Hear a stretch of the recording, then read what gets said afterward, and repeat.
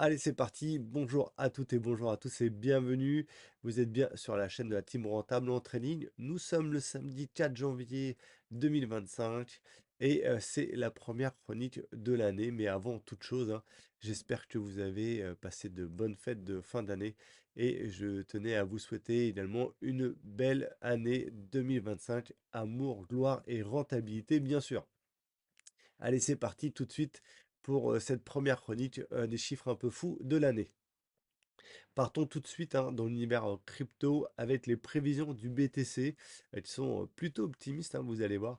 Cathy Wood estime que le Bitcoin pourrait atteindre 1 million de dollars d'ici 2030.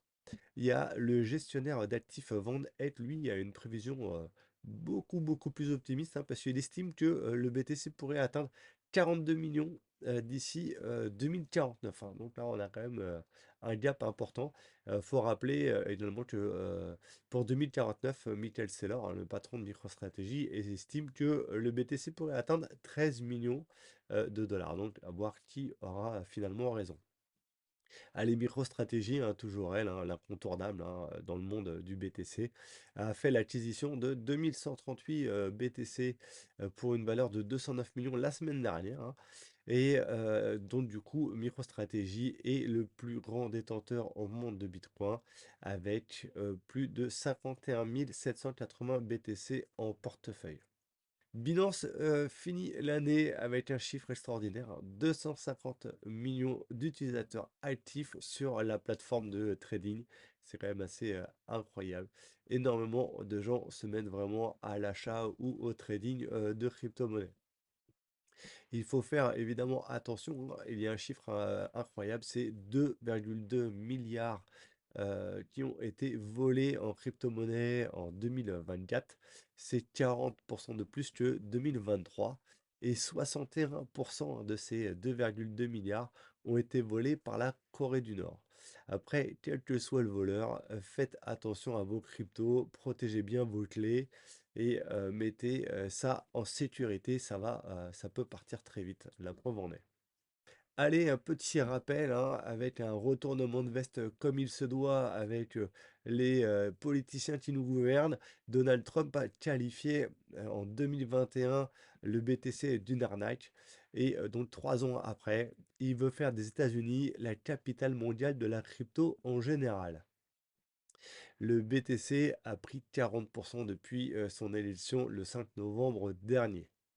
La plateforme de trading Robinhood a offert en tout 2,5 millions de dollars de Bitcoin à ses utilisateurs Gold pour leur souhaiter une bonne année 2025. C'est quand même sympa d'être Gold chez Robinhood.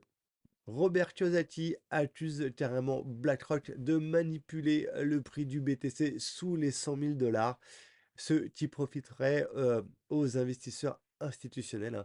C'est évident, c'est toujours mieux de se placer à 100 000 ou moins de 100 000 avant les fameux 42 millions annoncés pour 2049.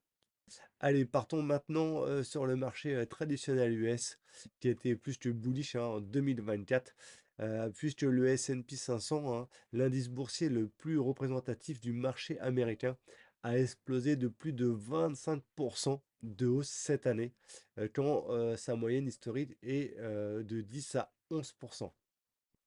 Concernant les 7 magnifiques, on pourrait même les appeler les Avengers de la bourse américaine, composés d'Apple, Amazon, Alphabet, Microsoft, Meta, Nvidia et Tesla. Ils sont responsables à eux 7 donc de 50% de la hausse de l'année 2024. Nvidia, c'est 180% de hausse sur l'année. Meta, c'est 69, Tesla 69, Amazon 50%, rien que ça. Allez, partons maintenant du côté France, avec des chiffres malheureusement moins glorieux. LVMH, Hermès, L'Oréal, les trois plus grosses capitalisations du CAC 40 et qui représentent d'ailleurs 33% de l'indice français. Eh ben, ils ont perdu 50 millions de clients en 2 ans. Il va peut-être falloir ouvrir une cagnotte Litchi pour nos trois magnifiques. Et pour finir, hein, sur ce dernier chiffre, hein, la France va devoir lever 300 milliards de dollars hein, sur les marchés cette année, hein, ce qui correspond, comme par hasard, au montant indiqué sur le budget présenté par le précédent gouvernement Barnier. Et si mes souvenirs hein, sont bons, ils ont également voté une hausse d'impôts dans ce budget. Bref, que du bonheur qui nous attend. Sur ce, je vous souhaite plein de bonheur pour cette nouvelle année, plein de bonnes résolutions qui tiendront peut-être plus d'un mois, sait-on jamais. Ceci dit, prenez soin de vous, vivez le moment présent et on se dit à samedi prochain. Bye bye, très bon week-end à tous.